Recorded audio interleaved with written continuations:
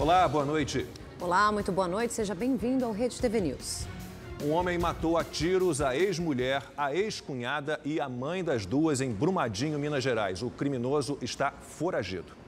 Testemunhas registraram o desespero da família e vizinhos que presenciaram um ataque a tiros no meio da rua. De acordo com a polícia, Ervani Carlos de Jesus Rezende, de 35 anos, era ex-marido de uma das vítimas. Ele discutiu com a ex-cunhada no momento que buscava os filhos de 5 e 7 anos de idade para uma viagem. Na confusão, o suspeito disparou contra a família. 3 pessoas morreram. A ex-companheira de Ervani, Nizimara Pereira da Silva, a irmã dela, Nisiane Pereira, e a mãe das duas, Adalcida. Uma outra irmã e o pai de Nizimara também foram baleados e estão internados. O casal estava separado há um mês. Veja agora outros destaques dessa edição. O incêndio no prédio de 10 andares no centro de São Paulo foi completamente extinto. A prefeitura vai pedir a demolição do edifício. Corpo de mulher desaparecida há 9 dias é encontrado enterrado no quintal da própria casa na Baixada Fluminense. O marido confessou o crime. A Câmara dos Deputados tenta concluir ainda nesta noite a votação da PEC dos auxílios. A polícia do Rio de Janeiro deve ouvir amanhã o marido da mulher que foi estuprada durante um parto. A gente vai agora até o Rio de Janeiro conversar com o repórter Tony Vendramini. Boa noite, Tony. E a vítima, quando ela deve ser ouvida? Boa noite, Lacombe. Boa noite, Érica. Boa noite a todos que nos acompanham. Pois é, a delegada que investiga o caso contou que já conversou informalmente com aquela vítima que foi filmada e que a mulher chorou muito. Segundo a policial, essa conversa não teve o objetivo de colher informações sobre o caso. Foi mais para prestar solidariedade mesmo. O marido da vítima era aguardado hoje na delegacia para prestar depoimento, mas não compareceu. Ele deve ser ouvido amanhã. Outras 2 pacientes do médico Giovanni Quintela Bezerra devem ser ouvidas nesta quinta-feira. Os partos delas também aconteceram no domingo. A polícia investiga se a sedação usada pelo anestesista tinha como único objetivo a prática dos estupros. Um novo vídeo de uma outra mulher, filmado de um outro ângulo, vai ser analisado. Vamos ver na reportagem. O novo vídeo divulgado pela polícia é de um parto feito no mesmo dia em que o anestesista foi preso por estuprar uma paciente. Uma das enfermeiras finge usar o aparelho para não chamar a atenção do médico. Giovanni está de costas para ela. Nestas imagens, não há flagrante. Naquele dia, Giovanni participou de 3 partos. A polícia investiga se ele cometeu o mesmo crime nesses e em outros 3 casos denunciados por pacientes que o reconheceram depois da prisão. Pela repetição das ações criminosas que nós observamos e pela característica compulsiva das ações do indiciado, nós podemos dizer, por que não, que é um criminoso em série. Podemos dizer. Hoje a polícia enviou para análise o telefone usado para fazer as gravações e o material recolhido no hospital no dia em que Giovanni foi flagrado, incluindo a gaze que ele teria usado para limpar o rosto da vítima. A delegada responsável pelo caso também afirmou que, pelos depoimentos, tudo indica que o uso da sedação tinha como único objetivo a prática de estupros. Em todos os casos, a sedação pareceu desnecessária, feita no final do procedimento. Há relato de questionamento a ele do porquê estaria sedando e não houve explicação. A vítima não estava nervosa, não estava agitada, não havia nenhuma complicação na cirurgia. Então, com todas essas peças conciliadas, tudo indica que a sedação realmente era feita para a prática do estupro. O que leva um profissional a cometer um crime tão grave, tão cruel no exercício da profissão? Uma pergunta que a gente faz sempre, né? E a repórter Aline Araújo conversou com um psiquiatra forense. Ele estuda várias pessoas com transtornos mentais que acabam cometendo crimes. Um rapaz de 31 anos, bem vestido, jeito simpático. Giovanni Quintela Bezerra se mostrava vaidoso por ser bem-sucedido na carreira. Anestesista há pouco mais de 3 meses, publicava nas redes sociais a rotina dos plantões. Uma exposição que ele levou às últimas consequências. O médico, acima de qualquer suspeita, foi preso por estupro. Um crime chocante e que nos leva a pensar por quê. Como um médico pode agir assim? Para este pesquisador e professor da pós-graduação em psiquiatria forense da Universidade Federal do Rio de Janeiro, Leonardo Meyer, Giovanni apresenta traços de psicopatia. Elas são extremamente sedutoras, elas são sociáveis, elas possuem aquilo que a gente chama de charme superficial, porque justamente elas precisam de um mínimo de envolvimento com a vida social, seja no âmbito profissional, seja no âmbito acadêmico, ele consiga exercer essa parte perversa, essa parte cruel, que no final das contas é a maneira que ele consegue obter o auge da sua satisfação. O relato da mãe de uma das pacientes do anestesista é muito objetivo. Quando vem para o quarto para mim receber ela para ficar de acompanhante, infelizmente ela estava com várias casquinhas secas aqui no rosto, aqui perto entre o ouvido e o rosto. E aqui assim, parecendo que estava assim, troço brilhoso, volátil. Evidência de que o médico consumava o ato sexual na presença da equipe. Um indivíduo conseguir ter excitação num contexto de centro cirúrgico, onde ali o profissional tem que estar ao máximo compenetrado e comprometido com o paciente, chama a atenção ao fato de que ele provavelmente tem uma tendência a se excitar por uma via patológica. O cuidado em esconder o rosto da vítima do resto da equipe, os movimentos lentos que não chamavam a atenção e a sedação das mulheres logo depois de darem à luz. Tudo cuidadosamente planejado. O tempo todo ele falava baixinho ao meu ouvido. O quê? Falava o quê? Ele me monitorava, mas todas as coisas que ele ia perguntar, as perguntas de prática, se eu estava me sentindo bem, ele sempre falava muito próximo ao meu ouvido. E isso me incomodou bastante, eu lembro de ter me incomodado bastante. Eu tenho certeza que ele me dopou, né? Que eu não consegui ver meu filho, eu não estava com sono até então, entendeu? Mas depois do que ele aplicou na minha veia, eu comecei a sentir um sono absurdo. Eu não estava ali para dormir, eu estava ali para ver meu filho nascer. O anestesista está preso preventivamente e vai responder por estupro de vulnerável. Pelo menos 6 denúncias estão sendo apuradas pela polícia. Além disso, ele também vai ser investigado por violência obstétrica. Giovanni, que já teve o registro de médico suspenso provisoriamente, vai ser julgado e, se condenado, pode ficar ainda muito tempo na cadeia. A agressividade predatória, diferente de uma agressividade mais impulsiva, ela é planejada. Ele buscava uma satisfação reiterada e talvez por conta do contexto, né, que é mais difícil de avaliar, com algum tipo de certeza ou convicção de que a impunidade seria a regra. Uma mulher foi encontrada enterrada no quintal da própria casa em Nova Iguaçu, na Baixada Fluminense. O marido confessou o crime. Parentes estiveram no IML de Nova Iguaçu para reconhecer o corpo de Cláudia Gonçalves, de 51 anos, desaparecida desde o dia 4.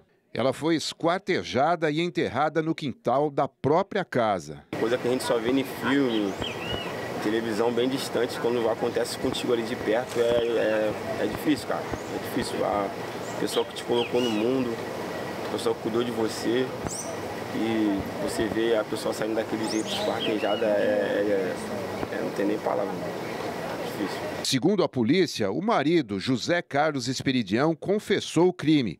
Ele disse que os dois brigaram e ela o ameaçou com uma faca. Estão falando aqui de um psicopata. Um psicopata. Aquilo ali é coisa que eu nunca tinha visto. Nunca tinha visto isso aí. Um psicopata. Você não vê vestígio de nada, entendeu? A casa intacta. Ele teve os cuidados de organizar tudo. De acordo com os investigadores, Cláudia já tinha sido agredida pelo marido. A justiça decretou a prisão dele por feminicídio e tentativa de ocultação de cadáver. Ele permanece por muito tempo na prisão. A minha mãe não vai voltar, mas pelo menos, né, só conforta um pouco da nossa dor. O ex-secretário da Câmara Legislativa do Distrito Federal, Valério Neves, foi preso pela Polícia Civil. Ele estava escondido no sótão de casa, em Brasília, quando os policiais chegaram. O ex-secretário é suspeito de ser o mandante de um duplo homicídio cometido em fevereiro do ano passado, numa fazenda em Goiás. O crime teria sido motivado por uma disputa de terras. Nós não conseguimos contato com a defesa de Valério Neves. Morreu a mulher baleada pelo ex-marido num condomínio em Recife. O crime foi na semana passada. Além de matar a ex-mulher, a empresária Lísia Regina Melo, de 50 anos, o atirador baleou a enteada, de 21 anos, e matou o namorado dela, Breno Machado, de 28 anos. O crime aconteceu na manhã da última sexta-feira. Emerson Raulino, de 50 anos, estava armado quando invadiu o condomínio da ex-esposa. Depois de atirar nos três, o empresário se matou. A enteada do atirador, Maiara Melo, recebeu alta ontem. A Polícia Federal fez uma operação para desarticular uma quadrilha que usava navios para levar drogas para a Europa. Os agentes atuaram em 7 estados do país. A quadrilha especializada no tráfico internacional de drogas e em lavagem de dinheiro é investigada desde 2021. O grupo atuava principalmente em portos das regiões Nordeste e Sudeste. 46 mandados de prisão preventiva e 90 de busca e apreensão foram cumpridos em São Paulo, na Bahia, em Pernambuco, Rio de Janeiro, Ceará, Pará e Rio Grande do Norte. No município potiguar de Areia Branca, foi encontrada uma carga com 4 toneladas de droga. Segundo a Polícia Federal, desde o início da investigação, já foram apreendidas outras 8 toneladas de cocaína. A quadrilha escondia droga no meio de frutas e produtos que tinham como destino os portos da Europa. E veja agora alguns flagrantes pelo Brasil. Uma idosa de 67 anos foi atropelada por uma moto em Caçador, Santa Catarina. Imagens mostram a mulher atravessando na faixa de pedestre. De repente, ela é atingida e cai no meio da pista. O motociclista para socorrer a vítima. A idosa foi levada ao hospital com ferimentos leves. Em Recife, um deficiente físico foi agredido. O vídeo mostra um homem puxando a cadeira de rodas da vítima em frente a um restaurante. O cadeirante segura num poste e, depois de vários trancos, é derrubado. Repare que um segurança vê tudo, mas não faz nada. O agressor ainda não foi localizado pela polícia. Em Pernambuco, a Capitania dos Portos confirmou que suspendeu as buscas pelos 2 tripulantes do navio Thaís 4. A embarcação naufragou em 22 de junho, a 110 quilômetros do litoral da Paraíba, quando levava uma carga de material de construção até Fernando de Noronha. Havia 8 tripulantes a bordo. 4 foram resgatados e 2 corpos foram localizados no mar por navios da Marinha. Uma carreta tombou, destruiu 10 casas e deixou feridos no anel rodoviário de Belo Horizonte. Essas imagens mostram o resgate de um dos moradores que ficou soterrado depois de ter a casa invadida pela carreta. A perna dele está presa, mano. Um vizinho e o condutor da carreta também foram levados para o hospital, sem ferimentos graves. O motorista saiu de Goiânia com destino à Vitória, no Espírito Santo, levando 36 toneladas de ração. Ele perdeu o controle da direção quando passava pelo trecho que faz parte do anel rodoviário de Belo Horizonte. O veículo tombou e 10 casas foram atingidas. O Rogério vive na comunidade há mais de 20 anos. Com o impacto, o imóvel dele desabou e a moto que usa para trabalhar ficou sob os escombros. Não sei nem para onde que eu vou hoje, entendeu? Eles estão querendo levar a gente para o abrigo, mas não estou querendo ir para o abrigo, não. Entendeu? Perdi tudo, perdi minha moto, perdi tudo aí, meus documentos, tá tudo errado aí. O Wellington e a família escaparam por pouco. O filho mais novo ficou ferido na cabeça. Quando eu percebi, a laje já tinha caído em cima de nós, caiu tudo e foi loucura. O pessoal tentando tirar os escombros. Graças a Deus nós conseguimos sair. Na mesma região, um ônibus invadiu 2 casas pela manhã. 5 pessoas, incluindo o motorista do coletivo, foram levadas para hospitais. De acordo com a Defesa Civil, houve danos nos imóveis e os moradores precisaram deixar o local. Na Europa, a inflação também está em alta e o euro tem perdido muito valor. A moeda teve mais um dia de paridade com o dólar, o que é bem raro. E no Faça as Contas, esse quadro especial aí da Celeste Lemos, ela vai explicar o que está acontecendo agora.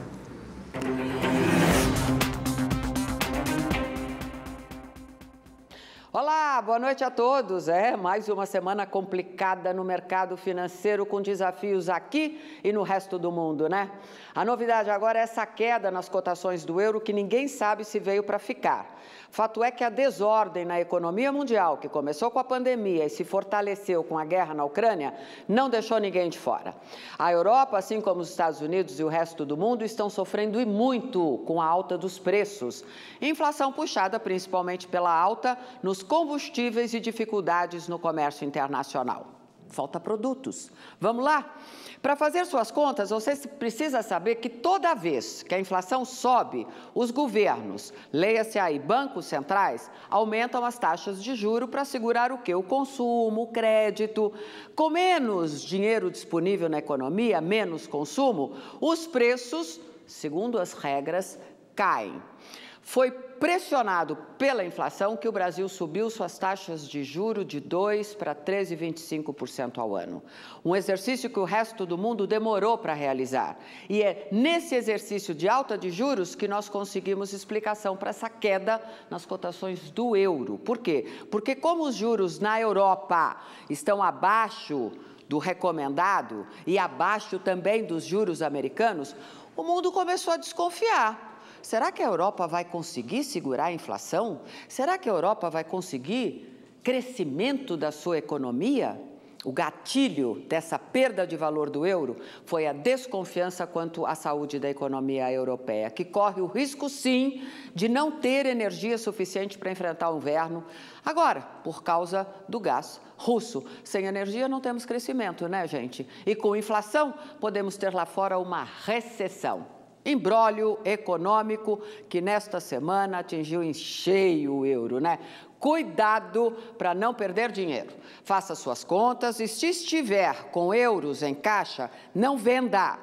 Espere a temperatura do mercado financeiro baixar.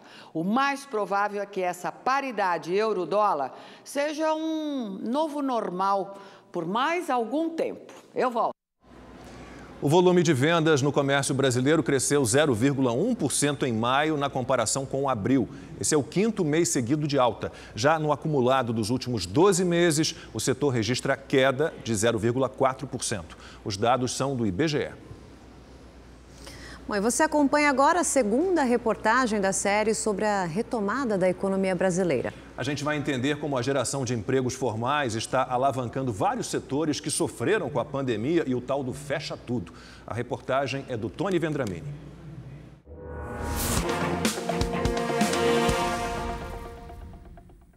Ao ser dispensada do salão de beleza onde trabalhava no início da pandemia, Maria Elionete se desesperou. Você fica sem rumo, você fica sem chão. Quando você tem uma vida ali e do nada a tua vida muda totalmente. Com um filho para criar, ela passou quase 2 anos vivendo de bicos. No início, tinha apenas uma compra do mês, que usou para vender quentinhas. Com o aumento dos preços, o retorno passou a não compensar. Em março deste ano, veio a notícia tão esperada. Maria Elionete conseguiu um emprego de carteira assinada para ser garçonete em um hotel na zona sul do Rio. Sair, sei lá, para comer uma pizza no final de semana e você não tinha mais aquilo. Então são coisas pequenas, mas que fazem uma diferença tremenda na vida da gente. A criação de empregos é o aspecto mais visível de uma recuperação econômica em curso. Em 2021, segundo o Ministério do Trabalho, o Brasil teve saldo positivo de 2.730.597 vagas. Foram quase 20 milhões e 700 mil admissões e quase 18 milhões de desligamentos. Foi a região sudeste quem puxou a recuperação. São Paulo abriu o maior número de empregos formais. Foram mais de 800 mil vagas. Minas Gerais teve saldo positivo de mais de 300 mil postos. E o Rio de Janeiro, quase 180 mil. O setor de serviços, o que mais sofreu com as medidas restritivas, aparece em primeiro lugar no ranking da recuperação do emprego, com quase 1.230.000 postos criados. O comércio, também duramente atingido, agregou mais de 640 mil, frutos de uma demanda que estava represada. Em cidades com maior apelo turístico, como Rio de Janeiro, a indústria hoteleira voltou a receber hóspedes e a investir.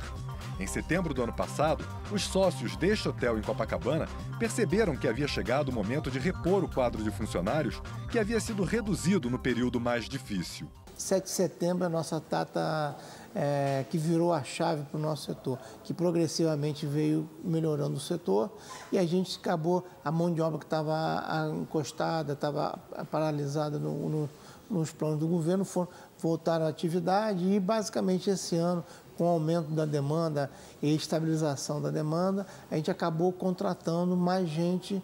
Além dos hotéis, bares e restaurantes também foram duramente atingidos pelas medidas restritivas durante a pandemia.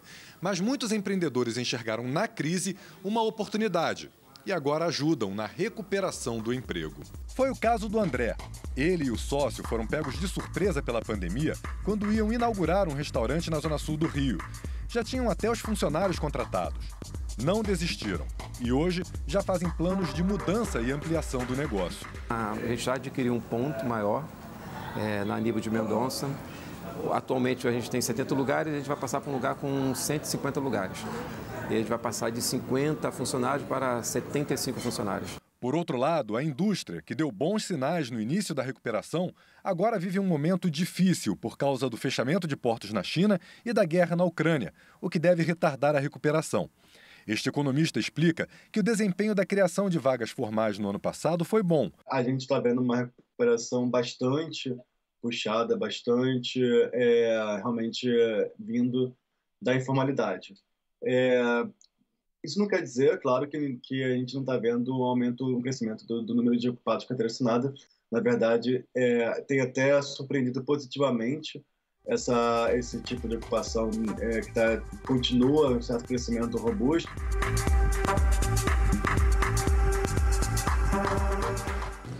A Câmara dos Deputados vota neste instante a proposta de emenda à Constituição que aumenta o valor do Auxílio Brasil e cria novos benefícios sociais. O texto base já foi aprovado e agora os parlamentares votam os destaques. Vamos a Brasília com o repórter Igor Damasceno. Igor, será que essa votação acaba hoje?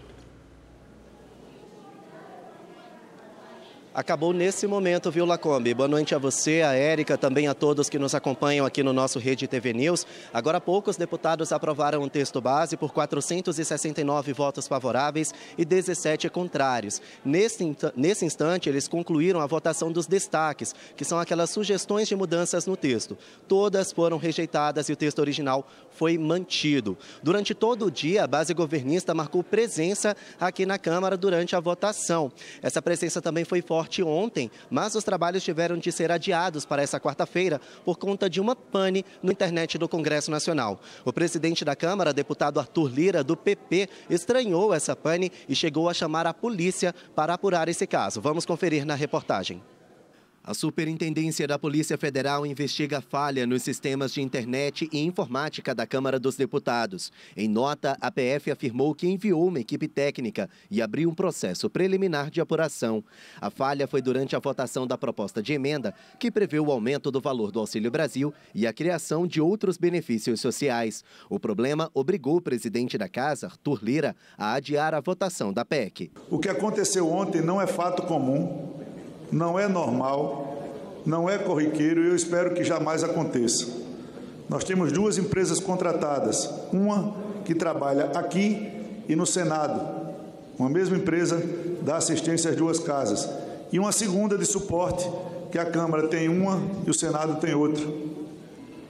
Nós, durante toda a sessão, não conseguimos sequer contato com essas empresas. Ninguém dava satisfação. Os dois sistemas paralelos, diversos e um de suporte ao outro, caíram ao mesmo tempo.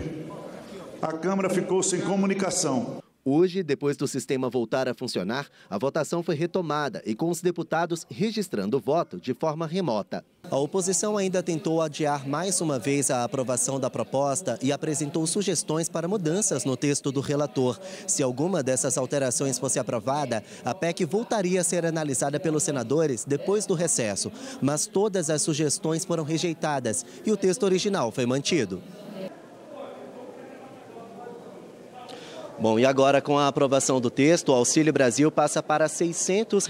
O Auxílio Gás sobe para R$ 112 a cada 2 meses. Também será criado um voucher de R$ 1.000 para caminhoneiros autônomos e os taxistas terão ajuda de custo. Agora, o próximo passo é a promulgação feita pelo presidente do Congresso Nacional, que é o senador Rodrigo Pacheco. A expectativa é que esses benefícios comecem a ser pagos já no mês que vem. Igor Damasceno, de Brasília, para o Rede TV News. E a PEC dos auxílios é assunto para os nossos comentaristas na rodada de opinião.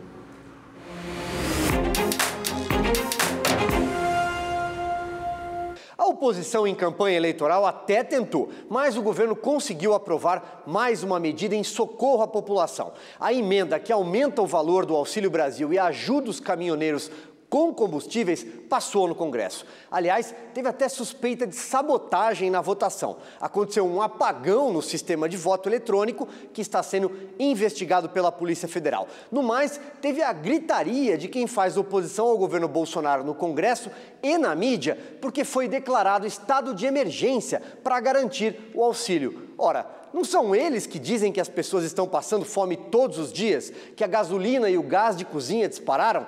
O governo vai lá e ajuda, mas isso é eleitoreiro? A oposição precisa escolher um dos dois discursos. Os dois juntos, ninguém é capaz de entender. Bolsonaro ganhou hoje um cheque de 40 bilhões de reais a 3 meses da eleição com a ajuda da oposição. O governo forjou um estado de emergência inexistente para burlar a lei eleitoral, a lei de responsabilidade fiscal e o teto de gastos. A justificativa é a alta dos preços dos combustíveis. Engraçado, porque o barril de petróleo baixou de 120 para 100 dólares nos últimos dias e a fome já existia no ano passado. A única emergência é na campanha do presidente, atrás de Lula em todas as pesquisas. A estratégia foi inteligente, dinheiro direto na conta do trabalhador, o que deve levar Bolsonaro ao segundo turno. E quando havia risco de perder ontem à noite, Lira passou o trator, suspendeu a sessão e mudou as regras para permitir marcar presença de forma remota. É esse jogo, sem respeito às leis e às instituições, que rege o governo. E a oposição cai que nem patinho. Parte do entorno do prédio que pegou fogo no domingo à noite no centro de São Paulo continua interditada. O repórter Guilherme Lopes está lá e tem as informações ao vivo. Boa noite, Guilherme. O Ministério Público de São Paulo pediu ao Corpo de Bombeiros ações para evitar novos incêndios aí nessa região. Que medidas são essas? Olá, Lacombe, boa noite a você, boa noite a todos. Olha, na verdade o Ministério Público encaminhou um ofício aos bombeiros porque a promotoria instaurou um inquérito preliminar para acompanhar esse caso e quer saber, de fato, quais prédios e quais são esses locais que têm o auto de vistoria do Corpo de Bombeiros aqui na região central, porque esse prédio que acabou pegando fogo no domingo não tinha esse documento que garante a segurança contra incêndios. Agora, a promotoria aguarda essas informações por parte do Corpo de Bombeiros. A gente está aqui desde mais cedo, os bombeiros afirmaram que o incêndio já foi controlado e, de fato, pelo que a gente consegue perceber, foi. O que dá para ver é que, às vezes, há alguma fumaça de um dos andares ali do prédio, mas segundo os bombeiros isso não muda o status aí de que o incêndio foi controlado. Inclusive essa fumaça é aguardada porque ainda aparecem pequenos focos de calor, o que é considerado normal.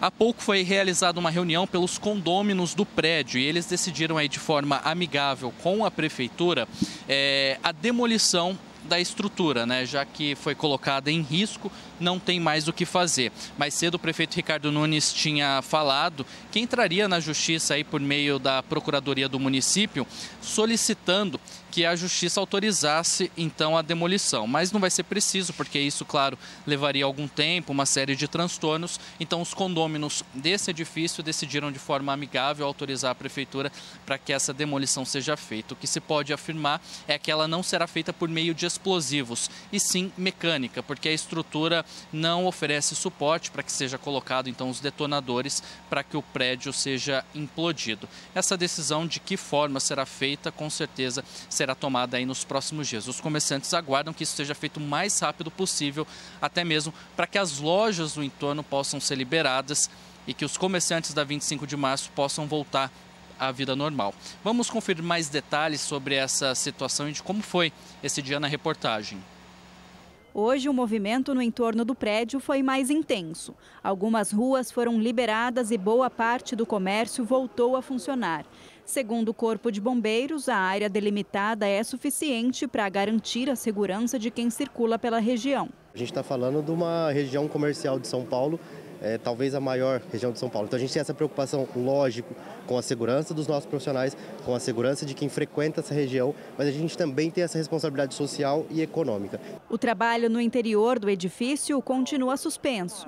O fogo foi extinto por volta do meio-dia. Agora, os bombeiros aguardam um resfriamento do prédio para que os focos não voltem a aparecer. Ainda há um pouco de fumaça no local e a estrutura corre risco de desabamento. Essa comerciante, que preferiu não se identificar, tem uma loja de artesanato vizinha ao prédio, parede com parede. O estabelecimento não foi atingido, mas ela não sabe quando vai poder voltar a trabalhar. A gente está aqui paciente e com muita fé que tudo vai dar certo, que esse prédio não vai cair, que ele vai segurar pelo menos até que as autoridades possam fazer essa retirada de forma mais tranquila. Outros 9 imóveis passaram por vistoria e permanecem interditados. Ainda não há previsão de quanto tempo as lojas vizinhas ficarão fechadas. Cerca de 3.000 funcionários estão sem trabalhar e muitos com medo de perder o emprego.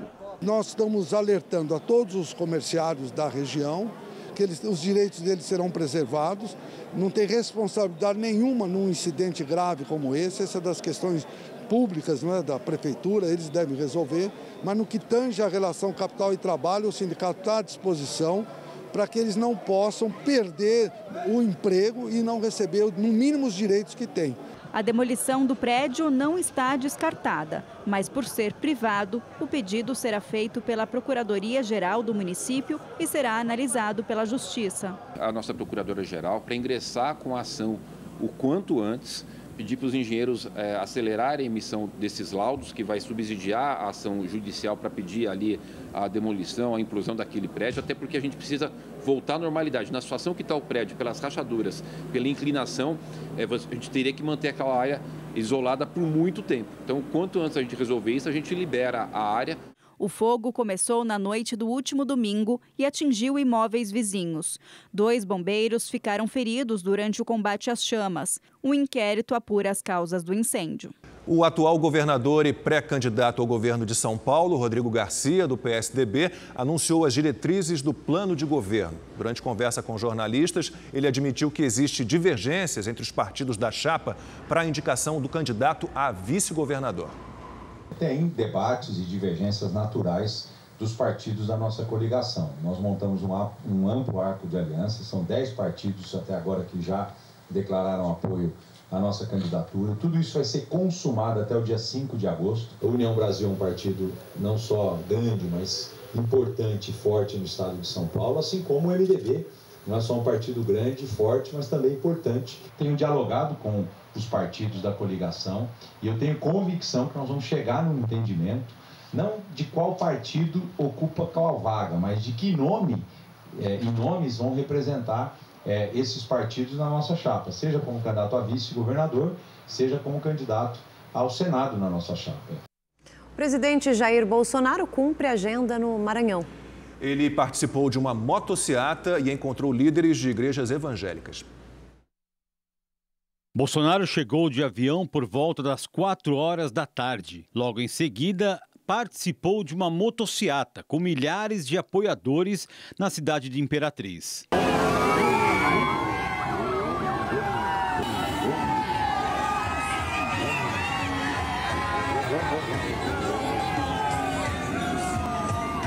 Agora à noite, Bolsonaro participa de um evento na Igreja Assembleia de Deus que reúne lideranças religiosas do Maranhão e de outros estados. Amanhã, o presidente deve participar de um encontro de mulheres evangélicas em Vitória do Mearim, interior do estado.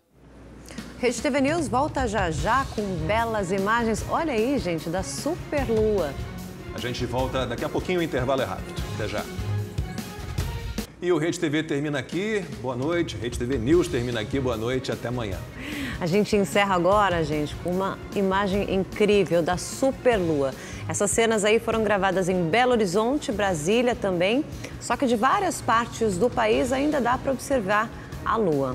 Tá maior, 30% maior, mais brilhante, então corre agora e dá uma olhadinha que tá demais. Boa noite.